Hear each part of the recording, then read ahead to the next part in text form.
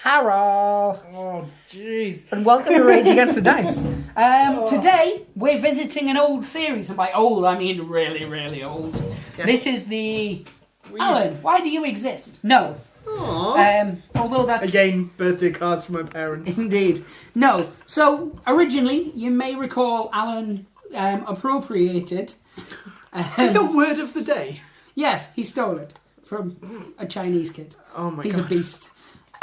No, but I got Alan that model. Yes. I can't remember why. Was it a birthday? Christmas? No, Valentine's Day? it was just a ta-da! Oh yeah, like thanks for not being a see you next Tuesday. Yes. A couple of days. It was like, I bought you this. We can use this to show you learning to paint. That was it, which leads me to what this video's about.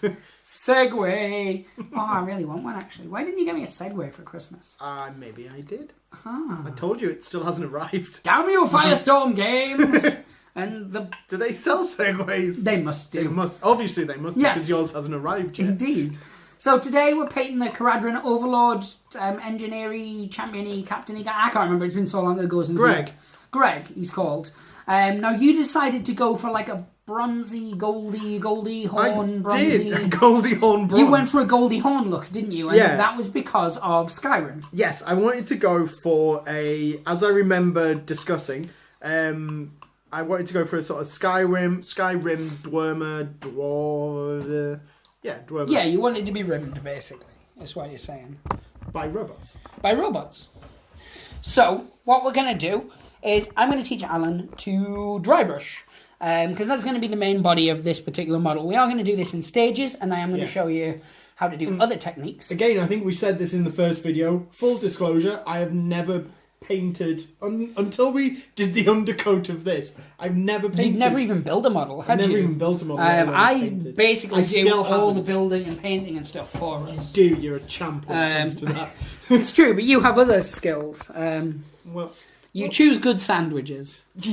Most of the time. I was going to say, you hate my falafel wraps. Falafel wrap? Who eats falafel wrap? It's delicious. It's got like an apricot chutney in it. You're not selling it. Oh, it's like if you were so like, it's got good. bacon and more bacon. And on top of that, it's wrapped in bacon. And then they've got the juice from bacon as a sauce. I'd be all over it. Although I'm tempted to do one of those wraps, but use beetroot wraps. You know I hate beetroot. Beetroot wraps. Beetroot is Jesus. Beetroot is something. Delicious. You are wrong. Kidney beans, some tahini. I love kidney beans, but you lost me. You just lost me at beetroot. Today I'm cooking with Kevin and yes. So the colours we're going to use to kind of get back to it. Yes. Is Warp Lock Bronze. Bosh. That just sounded like sounds. By Games Workshop. Like Warp Lock Block? Warp Lock Bronze. Yes. Then we're going to use the old favourite, Agrax Earthshade, also by Games Workshop, as a wash. Then... As a what? As a wash. Then we're going to do this, which, what did you think it was? Harsh Nut. Harsh Nut Copper. Harsh Nut Copper. No, so... yeah, that sounds like a 70s police sitcom. It does. So Hashut Copper, I assume it's pronounced. Then we're going to go Agrax Earthshade Gloss. Oh, yeah, because we're that kind of guy. And then we're going to finish it off with Sycorax Bronze. We're not using any Jamaica. No, we're not. So, as always, for this, we're going to need, well, for dry brushing, you're going to need a dry brush. Boom. These are the old, large dry brushes by Games Workshop. I still find them much better than the new large dry brushes. Feel the quality of those bristles. I don't have a frame of reference. I'll let you feel a toilet brush later. These feel nice. Toilet brush and new Games Workshop brushes don't feel nice. But first, we're going to use the old handy mixing brush to mix up our paints. So I do apologise for the lighting situation on this. We're not at my desk where I would normally do my painting. I have a painting area set up with a laptop and other such goodies so I can watch my unmentionables while I'm painting. I'm not allowed at the desk.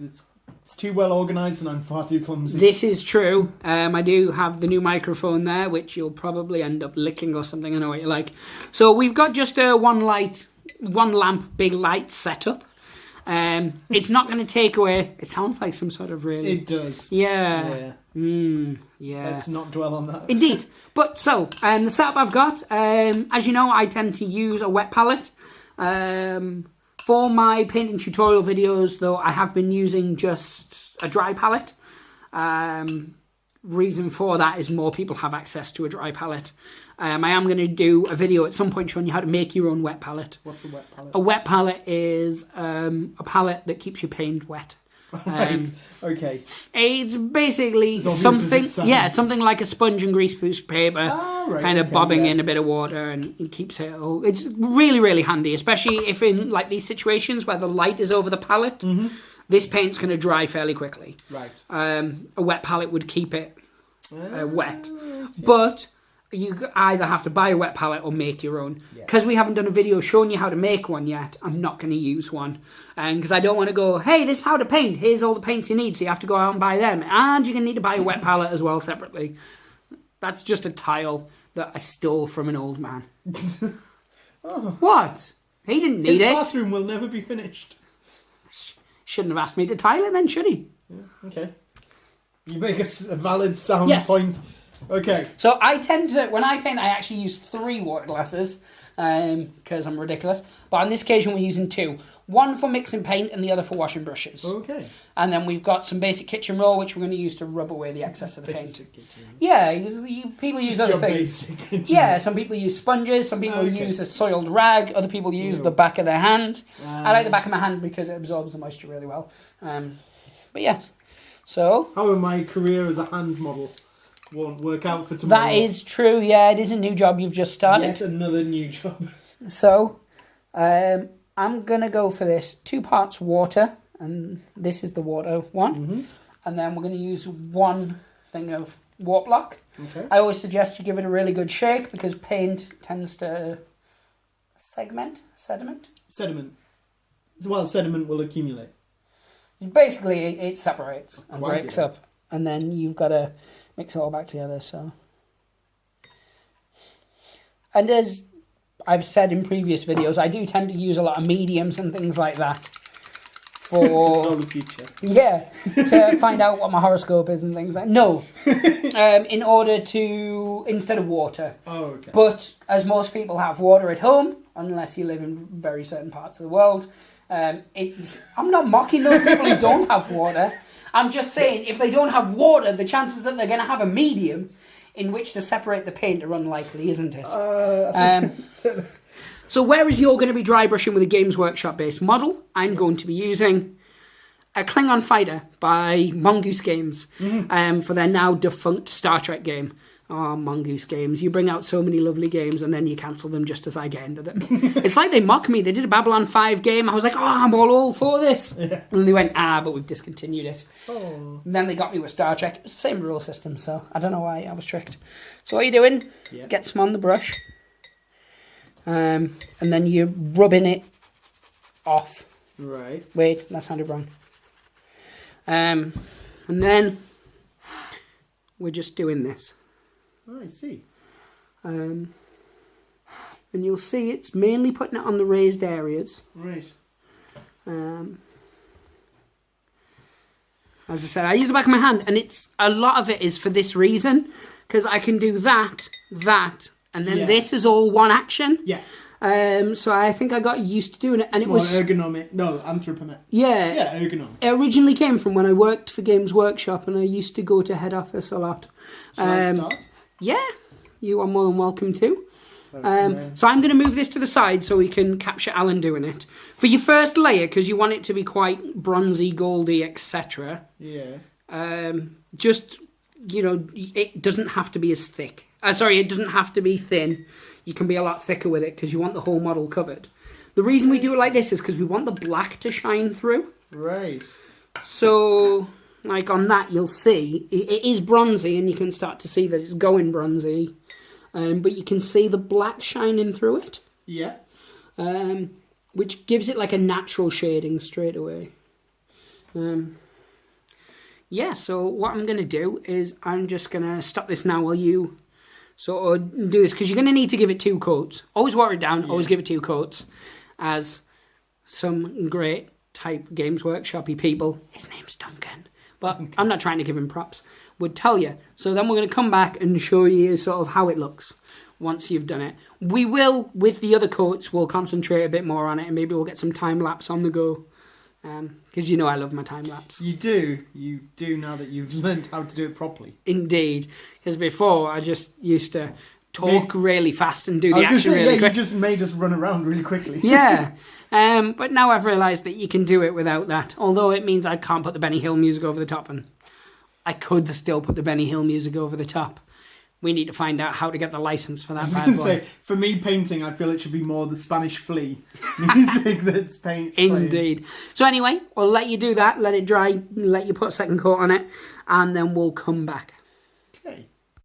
So, welcome back. So, Alan's given that a couple of cheeky little dry brushes, treating himself before he beats himself.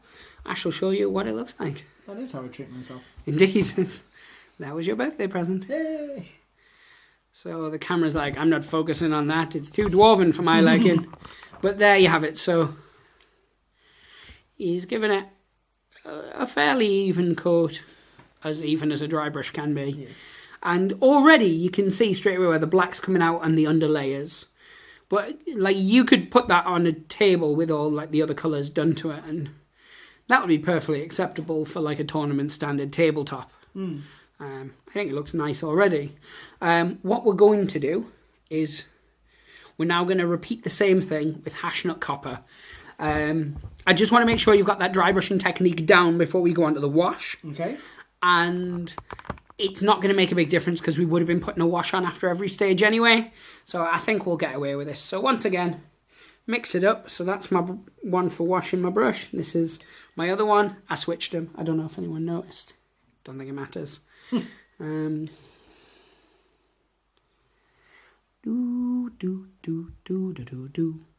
worry. Kill Don't sing any more of that. We can't afford the royalties. It's okay. I changed the words to kill hookers. Oh. Whew. And they never found the eyeballs. Although that's a whole other set of problems. Yes. So that's what my arm would look like up close. I could get a lot of people asking. Like, so, Kev, I wonder what your arm might look like up close. So, I think you can probably start at the same time as me. We're doing the exact same thing. Yep. No, we're doing, it's just slightly lighter this time. Okay. Because we're just trying to pick up the very raised areas. And this is different from another technique that I use, which is a more circular dry brush, which is the one that I use when I'm painting a lot of scenery and things like that. See, for all those people watching me, you basically just saw the bottom of a black base. My apologies. So yeah, what I tend to do is I find where the grain is, or where the armour in this case is, and I'll brush up it so I catch the edges. So like on the front there where you've got the ridged armour going up the front, I would tend to brush upwards.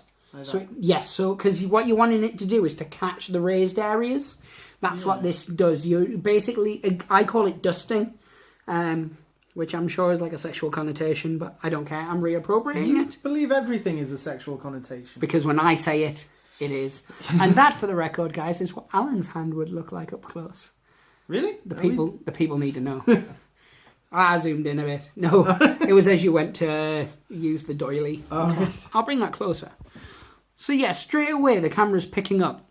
Well, it's not picking up anything now because I messed with it and it's out of focus.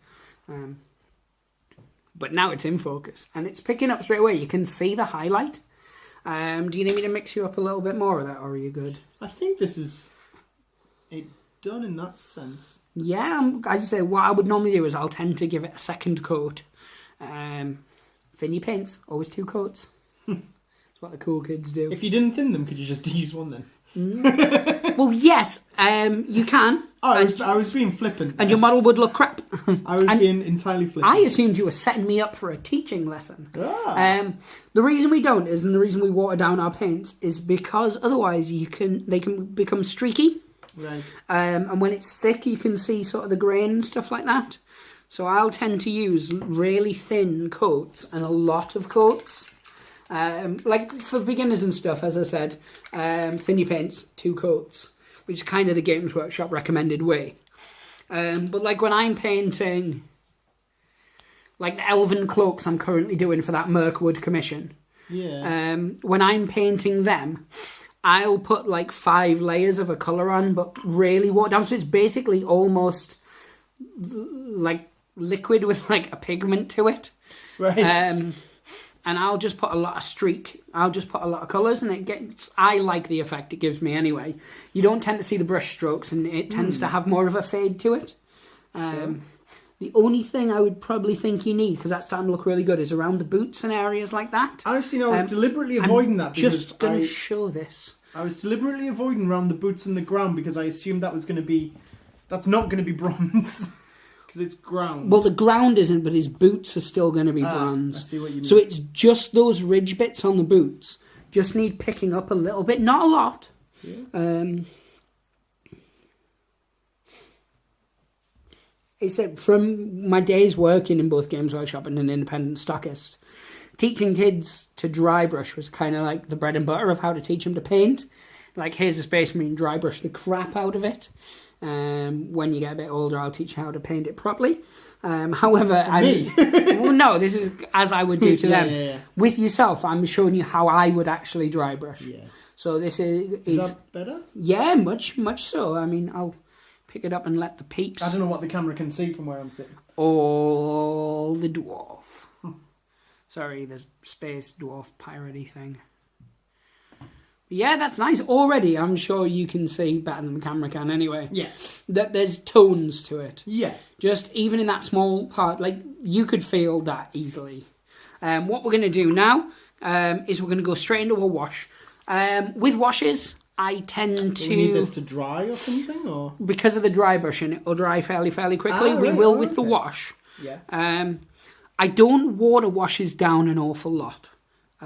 Because in itself... It's a wash. Yeah. Whereas you can get the other paints and stuff in your mouth and it doesn't matter. Washes taste like... they taste horrible. There's no other word for it. So when I use a wash, and if I'm doing the whole model like you're about to be, I use a bigger brush, like a brush like this. I find, in fact, these are absolutely perfect. As you can see, this is my absolutely battered brush. I use it for base coating and washes, and it's by Army Painter. The bristles are really good on it for this. The Army Painter brushes for the bigger scales are good.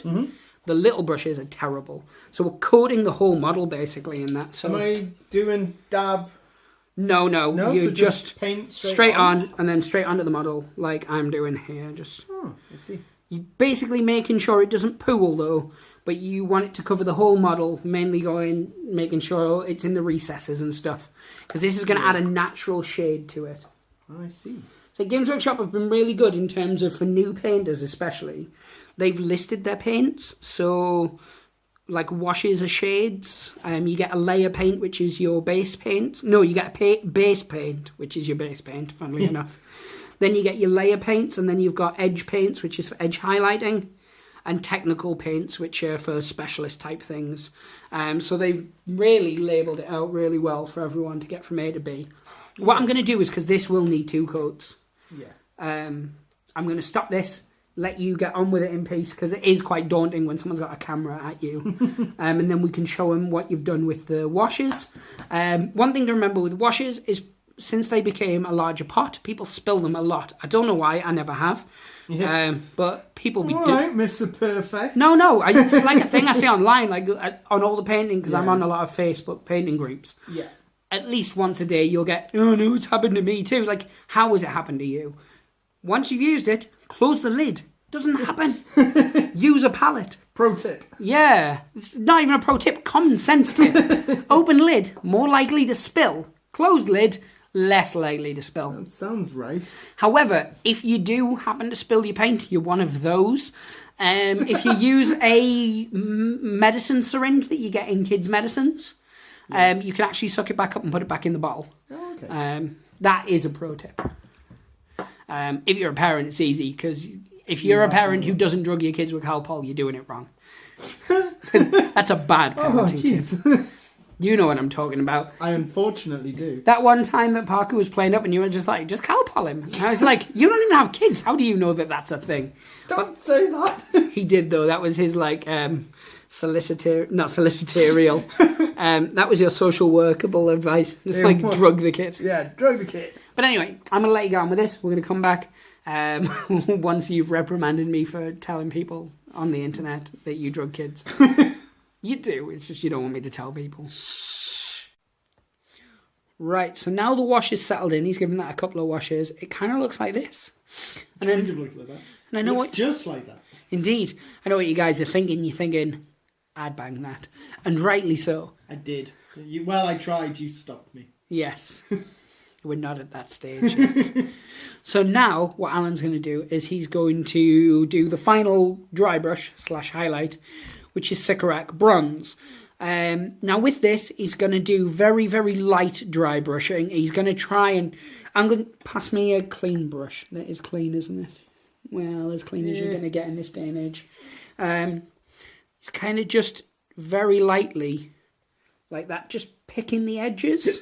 Excuse me. And what that's going to do is it's just going to almost edge highlight it for you.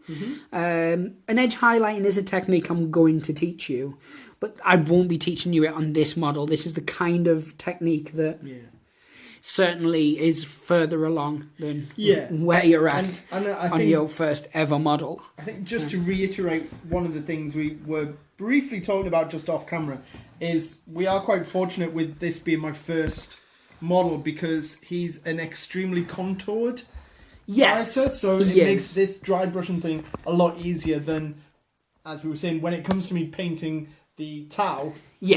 Quite smooth. Very much so. The towel is going to be a lot harder to paint. I'm not going to lie to you about that. So what we're going to do now is I'm going to let you mix up your own paint. Oh, right. Okay. So we're just going to let the wash on that dry for a little bit longer.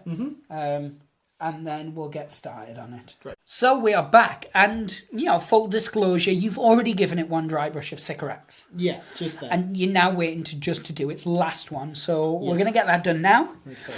And then we're going to go over it one more time with a wash, but this is actually going to be with a fine detail brush, and I'm going to show you exactly what you're going to be doing. Okay. And this is the only way it's going to differ. And this is just to add a bit of shadow into the recesses again. Sure. So with this, as I was saying, he's being quite light with it, as I had sort of advised he does.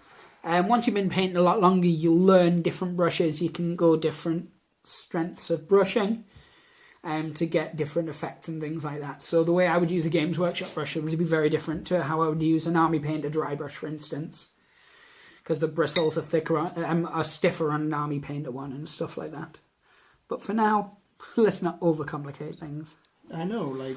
This is the least jokey video I think we've ever done. I haven't even made a joke about your mother yet. Oh, my gran. Ah. That makes a huge change. I know. It's almost respectful. Let's not go that far. Let's not over-egg the pudding, as it were. Yes. But okay, I think that is... that. I will be the judge of that, Squire. Well, I'm aware you will be. You're like, that's very much all you're here to do. Teach me to do it, and then tell me how I'm doing it and then judge wrong. me upon it. Yes. As I was saying to Albert before, the colours that we've used, Warpluck Bronze, Hashut, and then Sycorax, are the exact same colours I would use if I was painting this model. Yeah. So I've not taught you anything that I wouldn't do. Okay. The only difference is I would do it as a lot more steps. Yes. So I would maybe go Warpluck on its own. Mm-hmm. I would then Warpluck and I would mix some Hashut copper into it. Yep. And then I would do copper on its own. I would do copper mixed with Sycorax. And then I would do Sycorax on its own.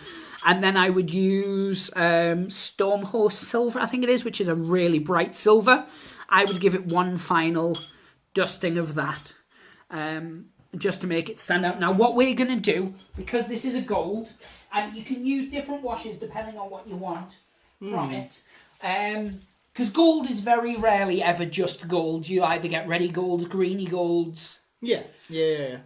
Those kind of things. So what we're going to do is there's a If paint. you get any green residue from gold, it wasn't gold. Yes, it was not gold. It's very much not gold. But this is called Seraphim Sepia, or Seraphim Sepia even. And this is exactly what it says. It's a sepia, so it's a wash. So I'm going to show Just like this a at this seraphim. stage. Indeed. You'll like that? Does Daddy like it how I do it? Let's get some bad boy light up in this snatch, as it were. I've got to stop watching gangster films. Really bad ones. So you can still see the dark colours. Yep. And you've still got this. I think that's really, really nice. I'm quite happy with it. And so you should be, sir. Thank you. So you should be. So what we're going to do now is you're going to use sepia on the whole model. Right. Using this brush that you've placed here. You are not. No, that was for something completely different. Okay. Using this brush. Just for A, speed, and B, because I want it to be quite thick in the shadowy, recessy areas, I'm going to say use it straight from the pot. Okay. It's not something I would normally do. Nope. Or would I? Dun, dun, dun. I don't know anymore. I genuinely don't. But I said, so what you're doing is you're trying to concentrate on the thicker air, on the Deeper areas, but try and get it everywhere, because what this is going to do is it's going to add sort of some depth, and it's going to, well, you'll see as you're putting it on. I like to use like a flesh wash, like a ready flesh wash on gold as well. I think that looks quite nice. The lid on this one is a pain because it means you have to be two-handed. Yes. Sorry, you were saying, I interrupted you right in the middle of It's that. absolutely fine. I was on one of my world famous rants. No, You saying ranting. That's not like Indeed. you to rant. On golds, you can do it many different ways. Like you could have used a black wash or a null oil wash, which is Games Workshop's black wash, and that would look quite nice. Mm-hmm. You can use like a ready or a flesh-coloured wash. That really adds a lot to gold. Because we're looking for like a bronzy colour, that's why I wanted to go with this sepia. And I don't know, as you're putting it on, what you sort of think of the type of gold that it's got. Yeah. And then the only thing you might do after that, to really box off the bronze and say it's finished, is once the sepia is dry, maybe give it one last dry brush of Sycorax. Mm-hmm. But that's purely to preference, to taste, as it were. To taste. So it's like when you're salting up a nice chili. You don't need Don't to put put salt in a your chili. Some people do, because they're freaks. But my point still exists. It's that to taste bit, isn't it? Where, you know, this is fine. If I was, you know, teaching someone to paint this, I would say at this stage you're fully able to stop and move on to intricate details, wiring and things like that. Wiring, I'm busy painting his butt right now. Yeah, you are. But no. Depending on whether you want to or not, after you've finished this phase, you could, as I said, quite happily go over it with just one last Sycorax bronze. Mm-hmm. Dry brush just to make it pop, as it were. Make it pop. Pop. Is this RuPaul's Drag Race accent now for... So is. You jest, but you know it's my favourite. It's not at all. No, unfortunately it is Ben's. It is Ben's. Like, I'm That is sure. how I am aware of it. Indeed, indeed. Okay, I'm happy that I believe I've got all the parts. Awesome. So I'm going to show it to the folk at home. Both of them. Oh no, I can't say that now. We're nearly at 500 subscribers. Yay! We have to really stop taking for granted that it's just our family and friends now. Take it for granted. Because we don't know 500 people. Well, Right. This is one thing I wanted to address, because we've been asked about it. We get asked stuff all the time. Never stuff that... what do they want to know now? No, because a lot of people, when they get to 500, do competitions and things. Oh, okay. When we get to 500, we will be doing something. We just don't know what at this stage. We could come perform at their birthday parties. Yes, but maybe not. So, Okay. as you can see, I just want to go to someone's birthday party. You do, for once. I think this looks really, really cool. Yes. The reason I got the fine detail brush is because, like, areas like there with the beard and things like that, and in the creases of, like, his skirt, Yeah. you could go with the Agarax wash or a black wash, and you could just do, like, line those. All right. So you'd get... Oh, so this is why you got that brush out. Yeah, so you would just do those indented areas like so, or you do under there. So it's like the opposite of edge highlighting. Edge highlighting being where you would pick the raised area like that, and you would just catch the raised areas. Much like the dry brushing did, to be fair. Yeah. This is where you just go into the recesses areas and you'd put, like, some people would use just the watered down warp black bronze and you put it in there and it just adds a nice contrasting shade. I actually don't think it needs it, though. No. I don't know if you would want to do it or you look at that and you think, I'm happy with that as it is. Yeah, I mean... It's your first model. It is, yeah. And to be fair, this first model so far looks a hell of a lot better than my first ever model, which was painted with a mixture of Games Workshop paints and Humbrol paints, because that's what I had. Well, I have a good teacher. Miss Crabapple. She was good. Crabapple. She taught me to do things with my hands that I didn't know I could do. Just this. Waka, waka, waka, waka, waka. Before that, I just didn't know The fact how... you have to be taught that. I know. Really says a lot about Absolutely, your it does. functioning level. I think at this stage, I'm quite happy to end this part of the tutorial Yeah, here. yeah. We're going to leave this, let you ponder on it. We're going to practice this technique a couple more times because you've still got your box set stuff from Christmas. Yes. So we're going to get those built, Yeah. probably in the next video. Get them up to this same standard in the next video. And then what we're going to do is we're going to move on to doing all the extra details on it. Cool. Which is any cloths. We'll choose what colour we're going to do them. Yeah. Piping, Red. wiring. Red. There you have it. Those type of things. So we're going to pick out the details. Yeah. And then we're going to decide how we want to base it. We actually have a load of cool free basing stuff that we're being sent by a number of different companies that we've got to do product reviews on. So there's a good chance that we might use your models as an experiment for some of these. Sounds good to some me. gravels and things like that, because I know you want it to stick with a Dwemer feel. Yeah. So like gravel, Stony. stone and things like that are going to work really well. Maybe even we'll get some sheets of slate, we'll smash them with a hammer, and then we'll use the bits of slate on it. Who knows? Still say we raid your neighbour's roof. She won't let me. I was up there the other day. She You was don't like, have to be a let. No, I was up there the other day and she was like, get off my land. Or my roof. Yeah, and I thought, that's a bit odd. She's actually from Sunderland. But, I don't judge. So, Yes, you do. all the time. I'm a monster. So I'm happy with this like this. Are you happy with this like this? I am, yeah. How did you find your first painting experience? It was Daunting? Well, no, it was daunting beforehand, and then once we did it, it was actually a lot more straightforward than I feared. It is. And I tell you all the time that it's easy. It's not like I build it up to be some sort of secret club. It's just, I feel when I've seen your painting, because I've never actually watched you paint. I've only seen what you have produced. Yes. And it always looks incredibly fine detailed and intricate. Yes. And I was very worried that this was going to be a case of, right, we had it painted black, now you have to do each little individual screw, and then you have to do each little individual, and I was scared, is this what it's going to be? I don't have the dexterity or the concentration for because I've been painting for a very long time. I've learnt from a lot of different people. I scour the internet for articles that really good painters write. And I soak up every little cheat and tip in the book. Right. And I use them to good effect. Because you've seen how much I paint. I'm not saying like I'm the best painter in the world, but I paint a lot of stuff. And I paint it to a good standard. I wouldn't say it was the best standard, but it's to a comfortable standard. To a standard where people pay me to do it. Yes, So I'm, it's not like a toot my own horn thing. Other people say your stuff is good enough that I would pay you to paint mine the same. Yeah.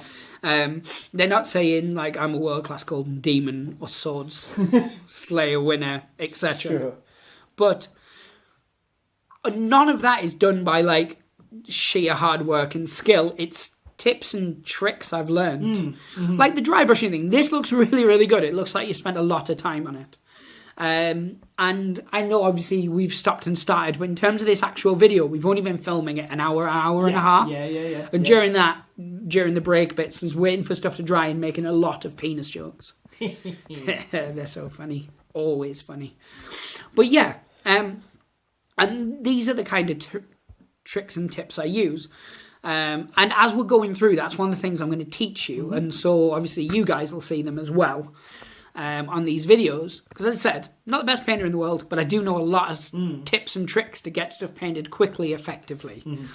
Especially when we're concentrating on tabletop standard, which tabletop standard to me is where it looks good when you've got your army on the battlefield, even if you go into need to get line of sight. Yeah. A lot of people just say it's got to look good from your standing height on a table. Yeah. But I think tabletop standard's a bit better than that. You've got to be able... So like that, if that was there and you got down to like eye level to check its line of sight, that would still look good. I think anyway. I'm not going to try it because I'll burn my head on a light bulb. We both know I would. Yeah. But that's kind of the benchmark. That's my tabletop standard. And when I do commissions, that's what I charge as tabletop standard. So it tends to be better than certain other people's tabletop standards. But my high-end stuff probably isn't as good as their high-end. Sure. So as we go through these, that's what you're going to learn. You're going to learn little tricks and tips and secrets. And there's a few things when we were painting this that I off camera said, if you try this, it'll probably make the model look a bit better. And we will cover those in a later video, but for now, just basic steps going forward of how to dry brush. Next time, as I said, once we've got the others up to this standard, we're going to do some more intricate detail work, teach you to do a bit of edge highlighting, those kind of things. So some of the other bread and butter stuff you'll need to know. And then we'll come up with something crazy and nice for the base. Sure. Because basing is the most fun. Normally when I base, as I was saying at the time, I base it and then I spray it. But we didn't know what we wanted for the base at that point. We didn't. But no, I think we should leave it Yeah, there. we'll leave it at that. That was all good. I'll say bye, Alan. Bye. Indeed. If you guys like this, give us a like, leave a comment, subscribe, ding the bell. Nicely done. But pray the dice gods hope they smile upon you, and Ba Weep Grana Weep Ninny Bong.